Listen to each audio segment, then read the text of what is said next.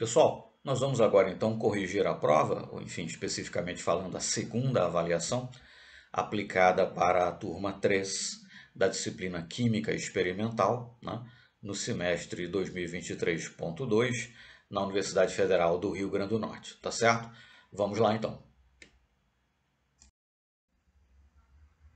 Bom, como se trata de uma disciplina experimental, né, as questões da nossa prova são questões que advêm, né, diretamente dos experimentos realizados, né, para aquela determinada avaliação. E também, né, como é o caso aqui, de questões aí retiradas de livro, mas questões que tenham tudo a ver, né, estejam muito diretamente relacionadas, as questões selecionadas, né, muito diretamente relacionadas com os experimentos realizados, tá certo? E um dos experimentos foi titulação, né? Titulação ácido-base, enfim. Então, a questão aí tem tudo a ver com o tema, tá certo? Mas de toda sorte, trata-se do problema, né, 33 do capítulo 17 do livro Química Ciência Central, 13ª edição, tá certo? Nós resolvemos esse problema em separado, né? E colocamos também como um vídeo em separado. O link, no caso, para a resolução dessa questão vai ficar na descrição aqui da resolução da prova, e é esse link que aparece aí, assim, esse endereço, né, que aparece aí no slide, tá certo? Bom, a próxima questão aqui da nossa prova é a questão 84 do capítulo 18 do livro Química, na 11ª edição. O Raymond Chang é o principal autor, né? E a questão foi escolhida porque envolve reações redox, né? Inclusive reação com magnésio, né? Que chegou a ser explorada em um dos nossos experimentos, tá certo? Mas enfim, a questão então pergunta: um pedaço de magnésio metálico pesando 1,56 grama é mergulhado em 100 ml de nitrato de prata 0,1 molar a 25 graus Celsius. Calcule a concentração de magnésio e de prata. A concentração de prata foi excluída, né, da questão da nossa prova, tá certo? Já explico melhor porquê daqui a pouco, embora nós vamos aqui, para ficar uma coisa completa, nós vamos calcular também a concentração da prata, tá certo? Mas na questão de prova ela foi omitida. Então calcule a concentração de magnésio em equilíbrio na solução. E qual é a massa de magnésio perdida? Pergunta-se também, né? E o volume permanece constante. Essa informação é colocada, né, para que você não tenha que, de repente, né, elucubrar aí, né, se houve alguma variação de volume ou como seja. Mas, enfim, vamos lá. Bom, então, magnésio, né, estado de oxidação zero, magnésio metálico, né, é mergulhado numa solução de nitrato de prata. Solução de nitrato de prata contém os nitratos, é claro, mas nos interessa aí a prata, né? Então a prata irá reduzir, perdão, a prata será reduzida, né? Irá oxidar o magnésio, né? Na proporção que nós aí colocamos, né? Magnésio zero mais duas pratas mais, você vai ter magnésio mais 2 e duas pratas zero, né? Enfim, 2 mols, né? Então, balanço de massa e balanço de carga está feito, né? A solução de nitrato de prata é 0,1 mol por litro e nós temos 100 ml, ou seja, 0,1 litro. 0,1 vezes 0,1, 0,01 é o número de mols de nitrato de prata e, por conseguinte, o número de mols de prata que nós temos aí na reação, né? No sistema. Bom, pela equação balanceada, 2 mols de prata, né, ou 1 mol de magnésio requerem 2 mols de prata, ou 2 mols de prata irão consumir 1 mol de magnésio, né? Então, se eu tenho 0,01 mol de prata, eu tenho que dividir por 2 para saber qual é o número de mols de magnésio que será consumido. Isso dá 5 vezes 10 a menos 3 mol de magnésio. Multiplicando pela massa molar do magnésio, né, 24,3 gramas por mol, eu encontro que 0,1215 grama é a massa de magnésio que será consumida, né? Eu tinha 1,56 grama, foram consumidos 0,1215, eu fiquei então com 1,4385, enfim, expressando aí com duas casas decimais, 1,44 gramas de magnésio permanecem não reagidos, né? Essa, inclusive, é a resposta do próprio autor, né? Do próprio livro, né? Então, qual é a massa de magnésio não reagida, né? 1,44 grama. Essa é a resposta. Falta calcular então a concentração de magnésio, né? Mas vamos lá. Há uma questão importante. Na tradução ficou essa pergunta: qual é a massa de magnésio perdida? Né? Mas no meu entender, essa formulação aí para a pergunta, né, dá a entender que se está a perguntar qual é a massa de magnésio que foi consumida, né? A resposta então seria 0,1215 e não 1,44, que inclusive é a resposta do livro. Então, na verdade, a pergunta é: qual é a massa de magnésio não reagida? Né? Qual é a massa de magnésio que permanece no sistema reacional após a reação? Né? E nós, inclusive, tivemos que colocar isso como observação abaixo, né, do enunciado da pergunta, já que reproduzimos a pergunta tal qual se encontra no livro, colocamos isso como observação, né, para não deixar aí nenhuma dúvida, tá certo? Mas detalhe, ok, 1,56 grama de magnésio havia no sistema no começo, 0,1215 foram consumidos, sobraram aí 1,44 grama de magnésio não reagidos, né, não consumidos. Sendo assim, toda a prata foi consumida, né? O magnésio era reagente em excesso, tanto é que parte dele permaneceu no sistema não reagido ao final, né? E a prata foi completamente consumida. A prata, então, seria o reagente limitante, né? Então, qual seria a concentração de prata ao final? Em princípio, zero, né? Nenhuma. Né? Claro que se nós conseguíssemos descer a escala atômica, molecular, talvez encontrássemos lá, né, uma meia dúzia, por assim dizer, né, de íons prata na solução. Né? Mas para qualquer finalidade prática, para qualquer tipo de mensuração, em princípio possível, né, ao menos pelas técnicas usuais que você possa ter no laboratório, mesmo técnicas altamente sensíveis, você pode dizer que a concentração de prata é zero, né, como seria de se esperar, porque inclusive é o reagente limitante, então será completamente consumido. Né? Mas como nós vamos ver mais adiante, como eu disse, né, a concentração da prata foi omitida da questão da prova, mas nós vamos ver mais adiante que essa concentração é muito baixa, é desprezível, realmente é muito próximo de zero. Né? Mas em todo caso, nós calcularemos só para que fique completamente resolvido, né, o problema então 1884. Tá certo? Mas dito isso, vamos fazer um comentário com relação a essa tradução aí equivocada, né, da questão para depois então prosseguir na resolução. Encontrar a concentração de magnésio, né, para fechar a questão da prova e por fim calcular a concentração da prata, que não foi pedido na prova, mas que nós vamos fazer aqui só para deixar a coisa realmente completa. Tá certo? Vamos lá. Então, só para esclarecer um pouco melhor a questão do enunciado, né, a mesma questão que nós usamos para a prova, a questão foi retirada da 11ª edição do livro, a mesma questão aparece na 10ª edição. Só que com a numeração, só que no capítulo 19, né, no caso a questão 78, o problema 78 do capítulo 19, tá certo? É a mesma questão, mesmos dados e tal, né? Mas a pergunta no original em inglês é: What is the mass of the magnesium left? Né? Quer dizer, qual é a massa de magnésio restante? Né? Exatamente, qual é a massa que restou, a massa que, né, não reagiu. Por isso que a resposta é 1,44 gramas. Né? Então a tradução que fizeram realmente ficou no mínimo ambígua, né? Ou mesmo equivocada, porque, a meu entender, fica-se com a sensação de que a pergunta é qual é a massa de magnésio consumida, né? Mas consultando aí o texto original, podemos ver que na verdade pergunta-se exatamente qual é a massa de magnésio que ficou não reagida, tá certo? Mas dito isso, vamos em frente então para continuar a resolver a questão. Bom, mas então qual é a concentração de magnésio, né? Conforme nós vimos, o número de mols de magnésio que foi consumido, né, de magnésio metálico que foi consumido, e conseguintemente o número de mols de magnésio mais 2, né, que foi parar na solução, é 5 vezes 10 a menos 3 mol. Né? O volume, enfim, da solução é 100 ml, 0,1 litro. Né? Então, número de mol dividido pelo volume. Concentração, então, de magnésio mais 2 é 0,05 mol por litro. Né? E assim fica, então, resolvida a questão de prova. Mas, como eu disse, né, para que nós respondamos completamente a questão, vamos resolver também, enfim, calcular aqui qual é a concentração da prata, né?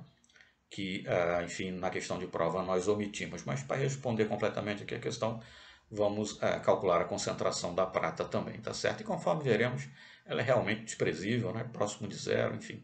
Para qualquer finalidade prática, né? Você pode dizer que é zero efetivamente. Mas vamos lá então, só para não deixar a questão incompleta, né? Bom, a partir do momento que o magnésio metálico reage com a prata, né, na proporção 1:2, conforme nós já, enfim, comentamos e tal, você vai ter magnésio mais 2 em solução, a prata, né, a metálica já formada, né, sobre os grãos de magnésio, enfim, que em princípio foram completamente, parece que foram consumidos, né, parte pelo menos do magnésio, ficou parte do magnésio não reagido. Então você terá, como você tem magnésio metálico não reagido, né, sobrou 1,44 grama, né, você pode sim conceber, né, o equilíbrio entre esse magnésio metálico e íons prata, né, se estabelecendo um equilíbrio. Eu sei que eu formei prata metálica, né, mas ficaram aí, ou ficou, enfim, 1,44 grama de magnésio não reagido, né? Eu tenho magnésio mais 2 na solução, e eu posso perfeitamente imaginar, então, o equilíbrio que aí está colocado, né?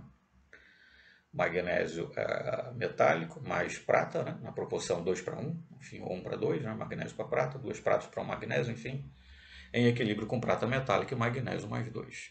A expressão da constante de equilíbrio aí seria, né, concentração de magnésio dividido pela concentração de prata elevada ao quadrado, né? A concentração de prata zero e magnésio zero não entram porque, enfim, são sólidos puros. A concentração molar é constante, né? Mas, enfim, então da eletroquímica, né, dos estudos de eletroquímica, nós sabemos que a constante de equilíbrio é igual a N, que é o número de elétrons envolvido, né, na reação redox, vezes a força eletromotriz aí da célula dividido por E, né, a base do logaritmo neperiano, né, elevado a 0,0257. Né? O número de elétrons envolvidos nesse caso é 2, né, vezes o E da célula vai ser o E da reação que acontece no cátodo menos o E, menos o E, né, a força eletromotriz aí, da reação que acontece no ânodo. Né? Pegando então uma tabela de, né, potenciais de oxidação e redução, você vai verificar que esses valores são 0,8 e menos 2,37. Fazendo os cálculos, a FEM aí da célula é 3,17. Né? Isso então nos permite calcular uma constante de equilíbrio, né, para esse equilíbrio aí, né, de 1 vezes 10 elevado a 107, enfim, 10 elevado a 107. De posse então dessa informação, do valor da constante de equilíbrio, né, calculada aí, né, a partir de valores de força eletromotriz e tal, nós poderemos então prosseguir o nosso cálculo, é o que faremos no slide seguinte. Vamos lá então.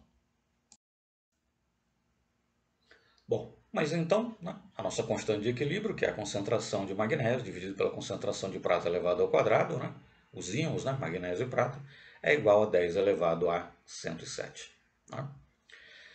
Enfim, pela equação balanceada, né, do equilíbrio aí, que aparece na parte superior do slide, né, nós já havíamos calculado, né, que a concentração do magnésio é 0,05, né, mas suponhamos, né, que num tempo t mínimo, né, enfim, há uma diminuição infinitesimal, né, na concentração de magnésio na solução. Suponhamos um certo valor x.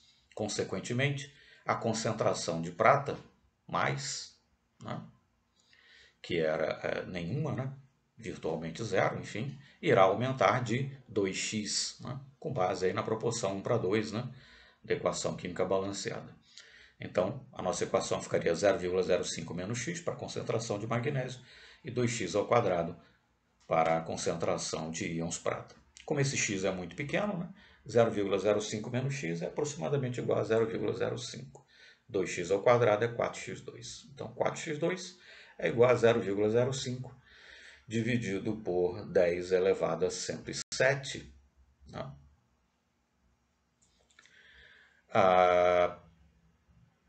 E isso é o mesmo que, né, 0,05 vezes 10 elevado a menos 107. Né? Lembrar aí que 2x é a concentração de íons prata, né? Mas enfim, prosseguindo, né, na nossa manipulação algébrica, né, da equação, 4x2 igual a 0,05 vezes 10 elevado a menos 107. Vamos então continuar, né, a manipulação algébrica, finalizar o cálculo e encontrar então o valor de 2x, né, que seria a concentração de íons prata, perfeito? Bom, nós já havíamos chegado aí que 4x2 é igual a 0,05 vezes 10 elevado a menos 107, né? ou seja, 4x2 igual a 50 vezes 10 elevado a menos 110. Né? Fizemos essa pequena manipulação só para ficar mais fácil depois na hora de extrair a raiz quadrada. Né? Então vamos extrair a raiz quadrada dos dois lados da equação. Né? Raiz quadrada de 4x2 é 2x. Raiz quadrada de 50 é 7,07. E a raiz quadrada de 10 elevado a menos 110, né, é 10 elevado a menos 55. Perfeito? Então, a 2x, né, que é igual à concentração de íons prata, né? Se você não lembrar, volte, né, para um dos slides anteriores. 2x é igual à concentração, né, de íons prata. É igual a 7,07, 7,1, né? Se quisermos expressar aí com uma casa decimal só após a vírgula. Enfim, 7,1 vezes 10 a menos 55 mol por litro. Veja-se que é um valor absolutamente desprezível, né? Enfim, ou seja, para qualquer finalidade prática, a concentração da prata é efetivamente zero, né? É quase um preciosismo, né? Se querer calcular a concentração da prata nesse caso. Mas como o autor colocou isso no exercício, resolvemos aqui só para a questão não ficar incompleta. Né? Inclusive você tem que fazer esse tipo de manipulação, fazer parte dos cálculos na mão, né? Porque muitas vezes a calculadora não aceita o cálculo. Né? Se você tentar colocar 10 elevado a menos 110, provavelmente vai aparecer alguma mensagem de erro de sintaxe, alguma coisa assim.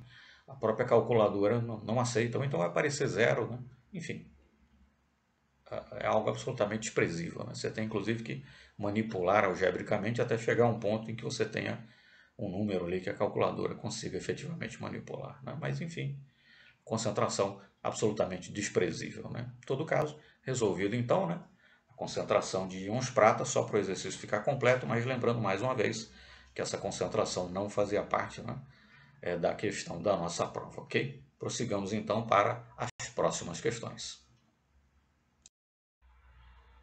Bom, a próxima questão da prova é uma questão bastante simples, né? E faz referência muito diretamente, né, a um dos experimentos realizados, né? Enfim, um experimento que está no roteiro, né, de práticas, no manual de práticas, tá certo? Então vamos lá. No experimento Reações Químicas, parte 2, promoveu-se a reação entre alumínio e HCl e entre alumínio e hidróxido de sódio. Há um composto que foi formado em ambas as reações. Né? Qual foi esse composto? Né? Então, a reação de alumínio metálico com HCl, né, produz cloreto de alumínio e hidrogênio. Né? Dá para perceber isso, enfim, pela formação de bolhas, né? Enfim, para perceber que um gás está sendo liberado, né? O gás é inflamável se você for fazer o teste, enfim. Né? E alumínio com hidróxido de sódio, né? Aí no caso são colocadas moléculas de água também, só para ficar, enfim, um balanceamento aí estilo, né? Equações de óxido e redução, que efetivamente acontecem, né?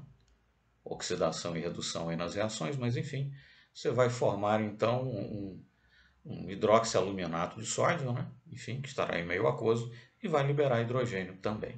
Né? Então, qual é o composto que é formado em ambas as reações? Hidrogênio, né? Molecular, enfim. H2 é esse composto, e a resposta é simplesmente essa. Efetivamente, uma questão bastante simples. Né?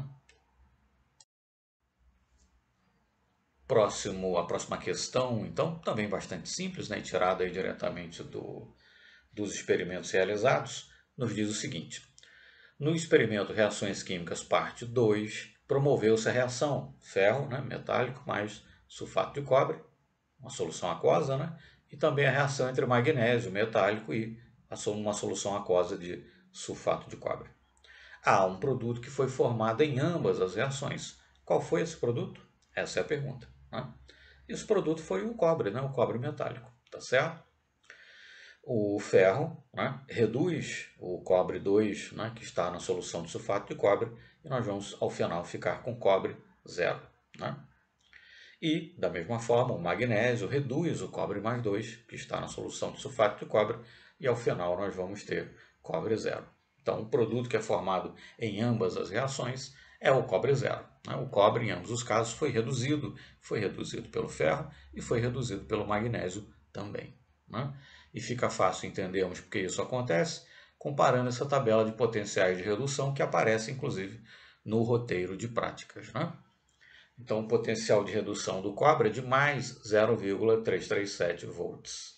Já o potencial de redução do ferro é de menos 0,44 volts.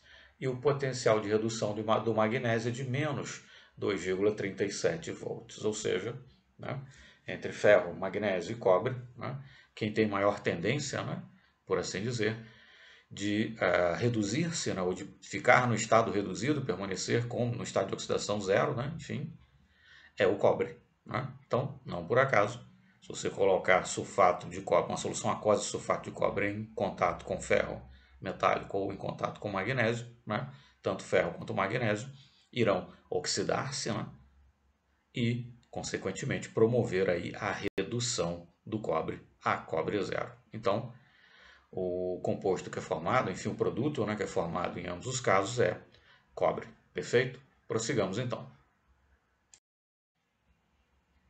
A próxima questão também bastante simples, né? Mais simples até do que as outras, tirada também diretamente aí do manual de prática. Né?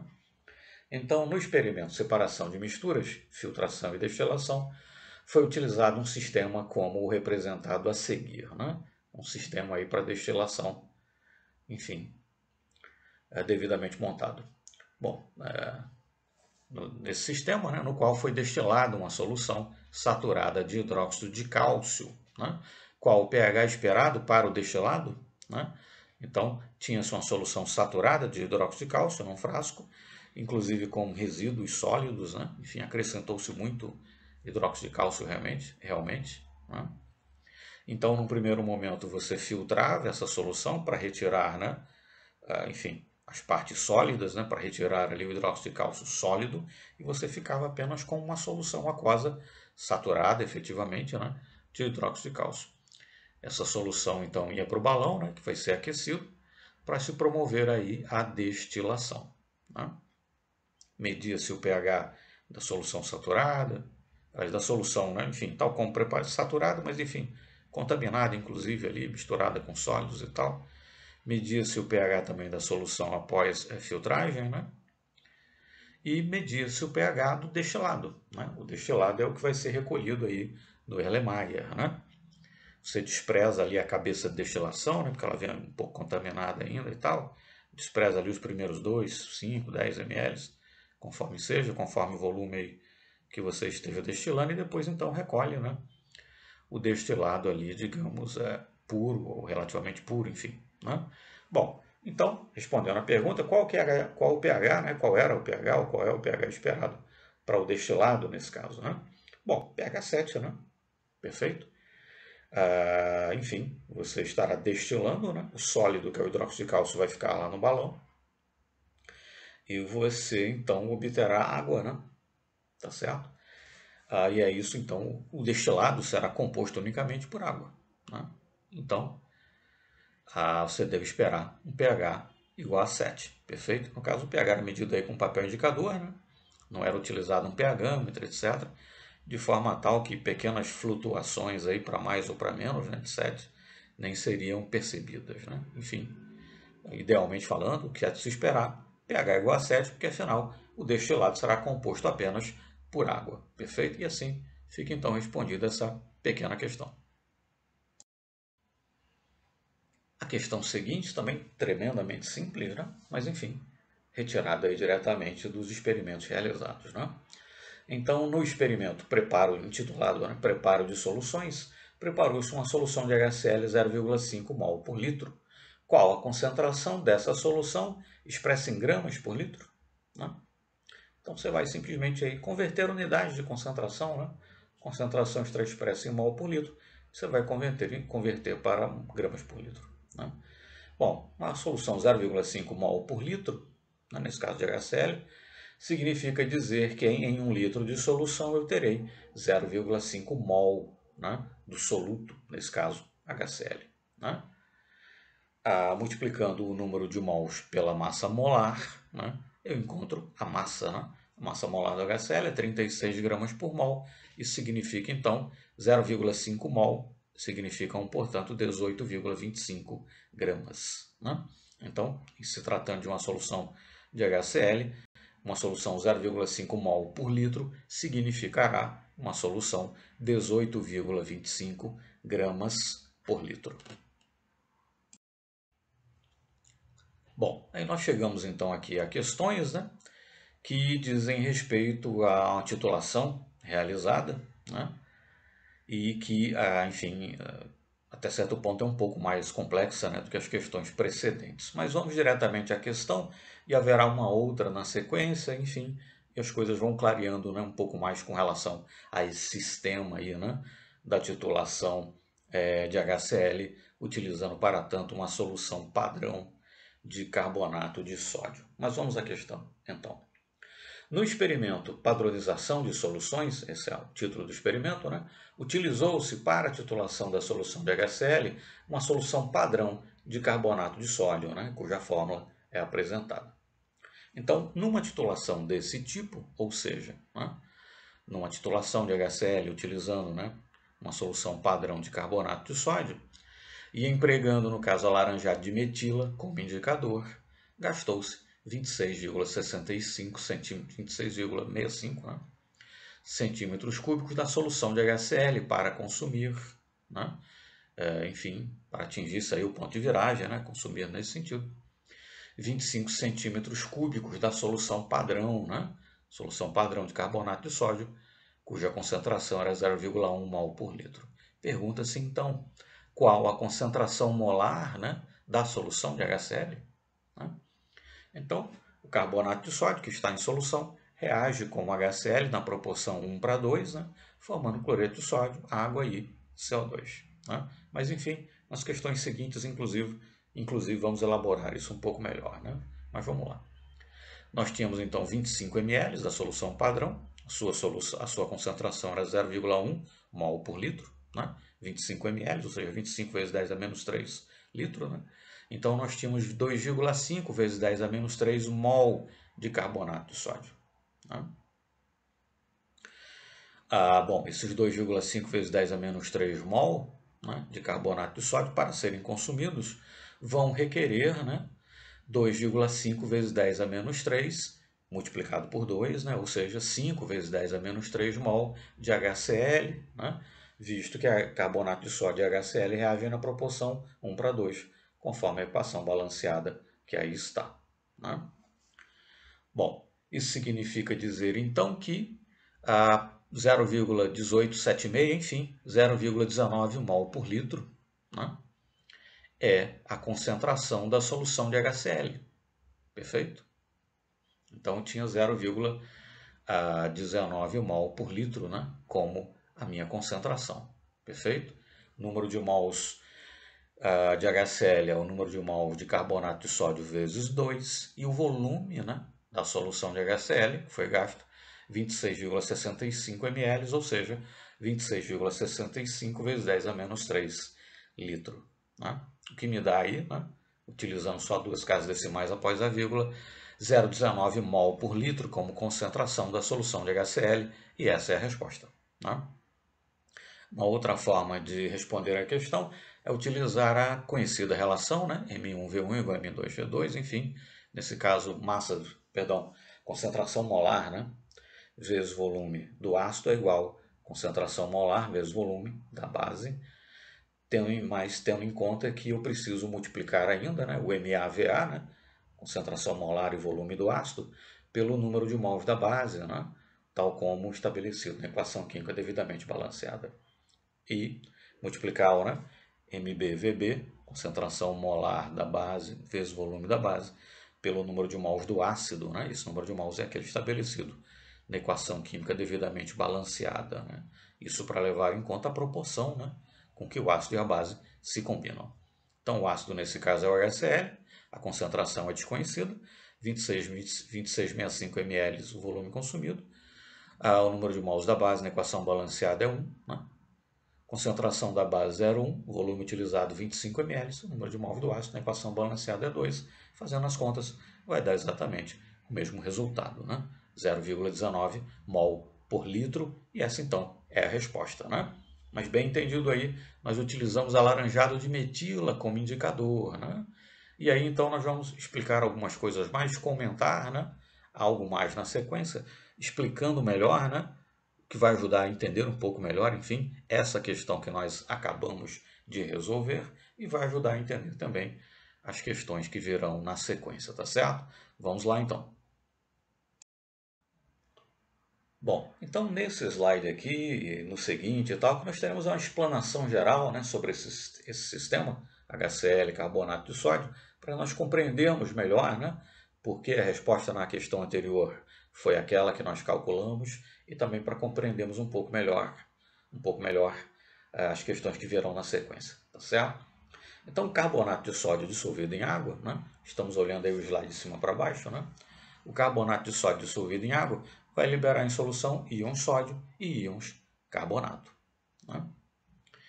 Se você promover a reação entre carbonato de sódio e HCl, a proporção é 1:2 em mol, né, conforme nós já vimos, formando 2 mols de cloreto de sódio, né, e 1 mol de ácido carbônico, né, H2CO3. Né, que você também pode expressar isso simplesmente como sendo 1 mol de CO2 mais 1 mol de H2O. Né? O ácido carbônico, no fim das contas, é CO2 hidratado. Né? Mas vamos lá. Considerada a reação do carbonato de sódio que está em solução, e você está acrescentando HCl também, né, numa solução aquosa, ele forma então bicarbonato de sódio e cloreto de sódio. Se você prossegue adicionando HCl, né, o bicarbonato de sódio reage com HCl, forma cloreto de sódio, CO2 e água, ou forma H2CO3, né, conforme você queira aí representar. Né? E a soma das duas equações, então, será a equação que aparece aí destacada em cinza. Né?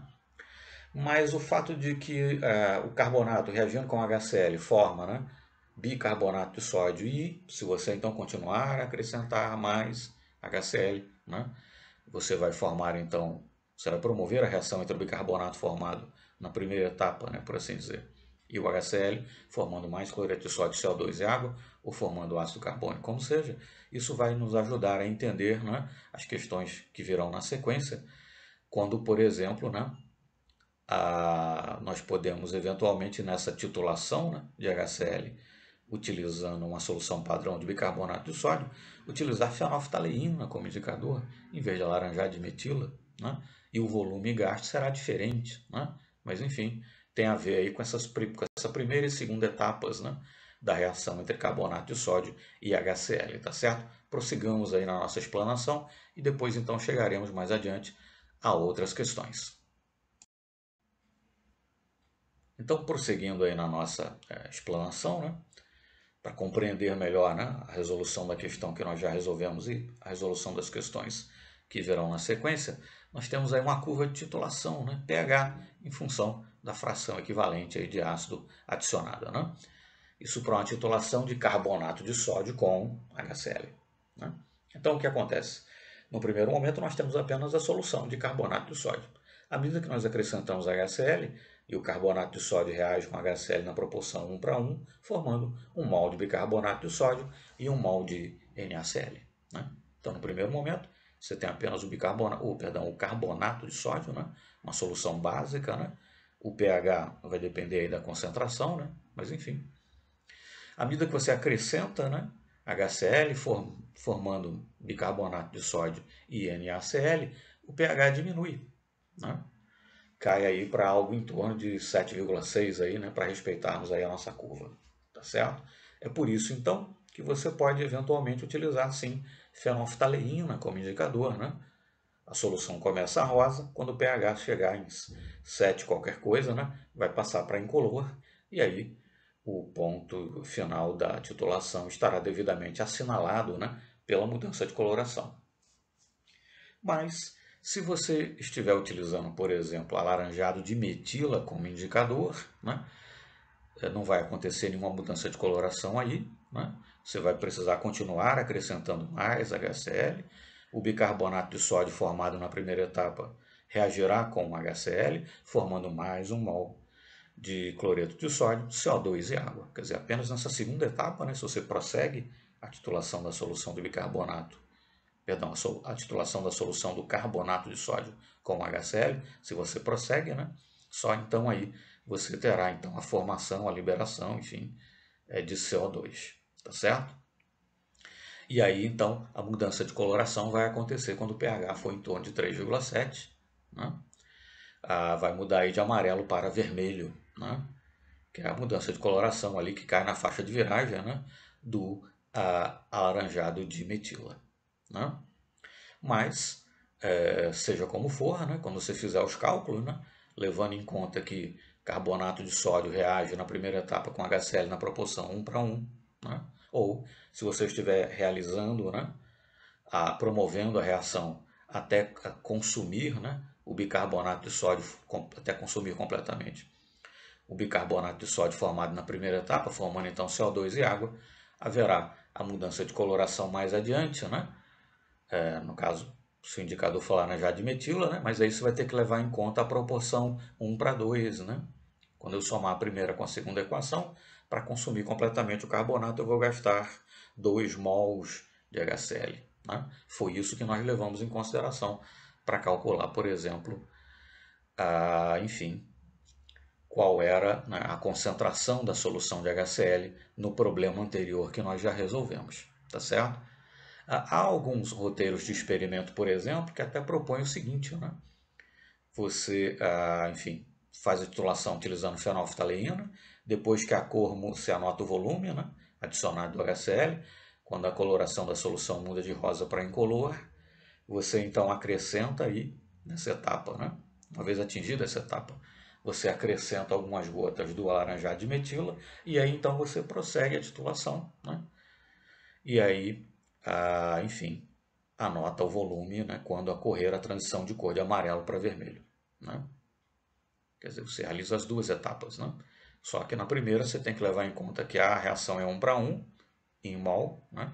E se você for até o final, né, formando CO2, etc., enfim, se você estiver trabalhando aí com laranjado de metila, para fazer os cálculos, para saber qual é a concentração da solução de HCl, tem que levar em conta que os reagentes aí estão se combinando na proporção 1:2 em mol, né? 1 mol do carbonato de sódio para 2 mols do HCl, tá certo? E aí a curva também nós podemos ver o seguinte, né? Na adição na primeira etapa da reação, né, que nós podemos detectar, né, o final dela utilizando fenolftaleína como indicador, enfim, em termos de fração equivalente, né, do ácido adicionado, nós temos 1. Né?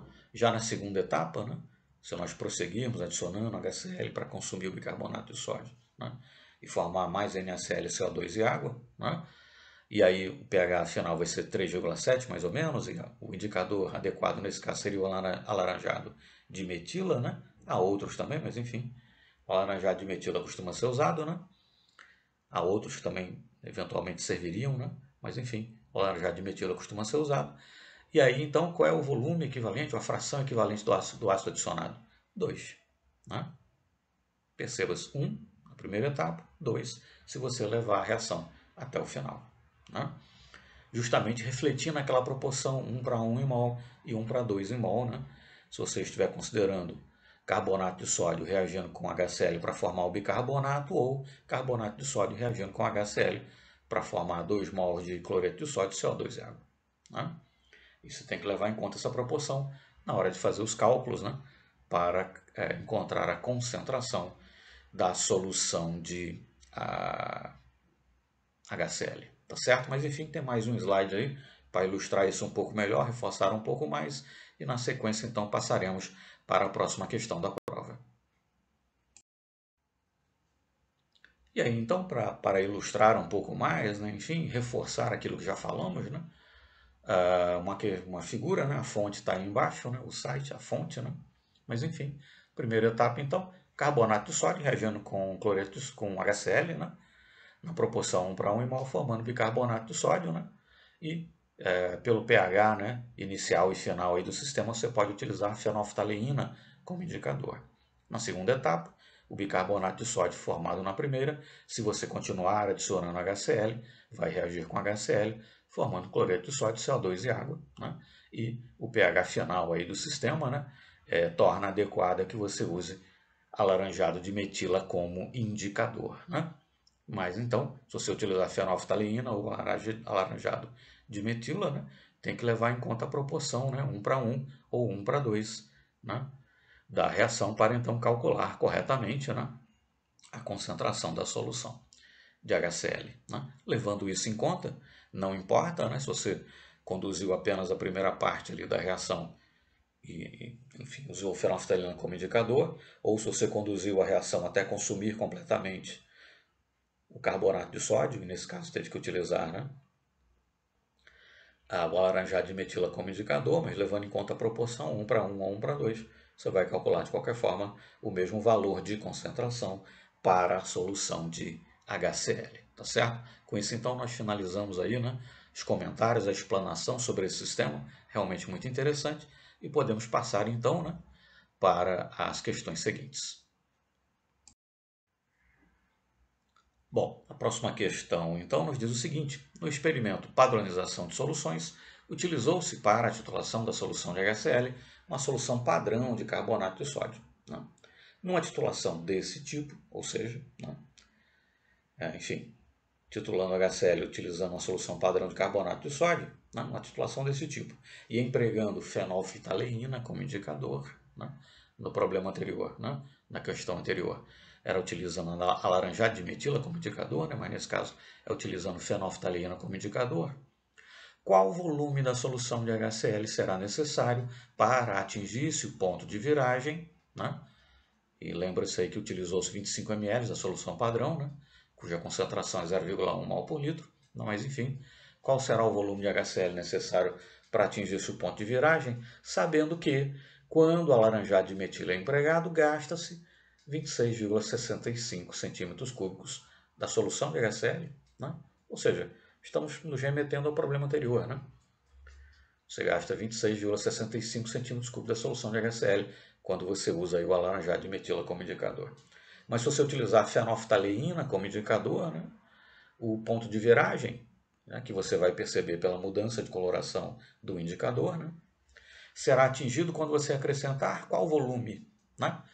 Bom, tendo em vista que você utilizou o mesmo volume de solução padrão com a mesma concentração, né, conforme nós já vimos, né, veja as explicações que acabamos de apresentar, né, inclusive com imagens, enfim, com dados, o volume gasto vai ser metade, né?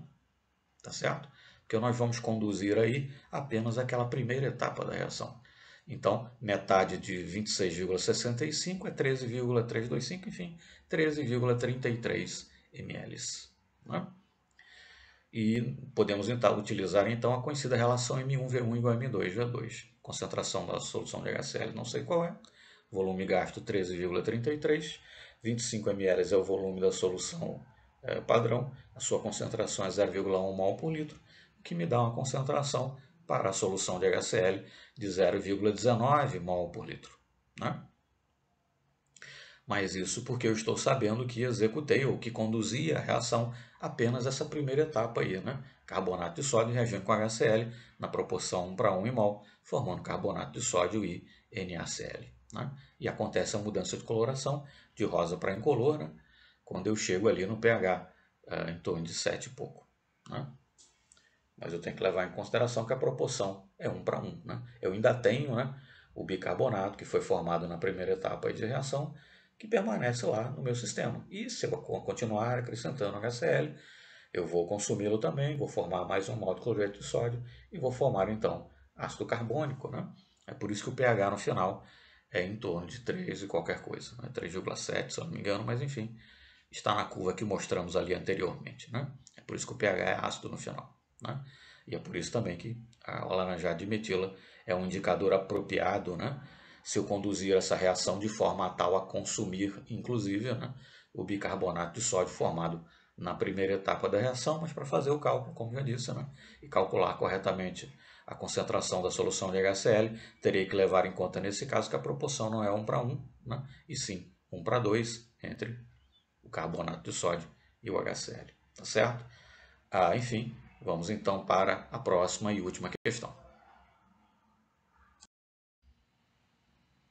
Bom, então essa questão, né, que eu disse que seria a última, na verdade é a penúltima, né? A última questão é a próxima. Mas enfim, essa questão, então, a nona, né, da prova, enfim, é o exercício, né? A questão, na verdade, é o exercício 6 do capítulo 17 do livro Química Ciência Central, Brown e LeMay, tá certo?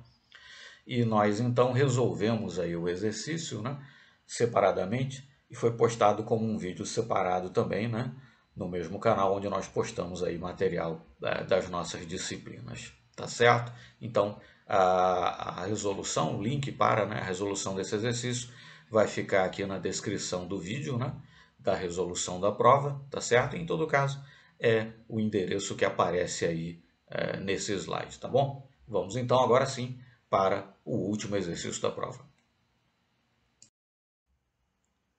Bom, essa questão então da nossa prova foi colocada aí porque, enfim, tem tudo a ver, né, com um dos experimentos realizados, né? Enfim, conforme visto, né, nas questões precedentes, né?